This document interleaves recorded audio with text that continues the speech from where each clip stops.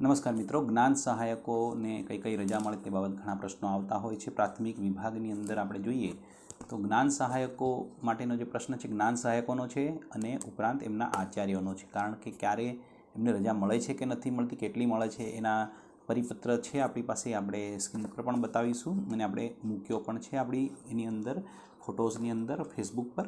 તો એની આપણે ચર્ચા કરીએ તો ખાસ કરીને એમને 11 CL મળવાપાત્ર થાય છે, એટલે 11 પરચુરણ રજા મળવાપાત્ર થાય છે. એટલે 1 મહિનાની એમની સેવા થાય એટલે કે એમની પરચુરણ રજા, એ રીતે એમને 11 ટોટલ પરચુરણ રજા CL મળે છે. અને બીજી એક ખાસ રજા જે છે એ 11 ખાસ રજાઓ મળે છે. એ કોઈપણ સંજોગોમાં, આકસ્મિક સંજોગોમાં એ વાપરી શકે છે. એના માટે કોઈપણ હેતુ માટે એ વાપરી શકાય એવું અંદર કીધું છે.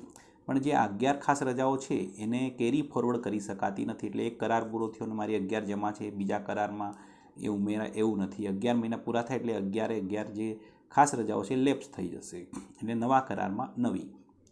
બીજી એમાં ખાસ બાબત છે કે એમને મેટર્નિટી લીવ પણ મળે છે 90 દિવસની. પણ ક્યારે મળે તો કરારીએ જે એમનો 11 મહિનાનો કરાર છે ને પછી બીજો 1 મહિનો બીજા કરારનો થઈ એટલે 1 વર્ષ પૂરું થાય, એમને નોકરી કરતાં 1 વર્ષ પૂરું થાય ત્યાર પછીના જે કરાર છે એની અંદર એમને 90 દિવસની મેટર્નિટી લીવ પણ મળવાપાત્ર થાય છે. એટલે આ આપણે જે જ્ઞાન સહાયકો છે એમને આ રીતે રજા આપવાની થાય આપણા આચાર્ય મિત્રો.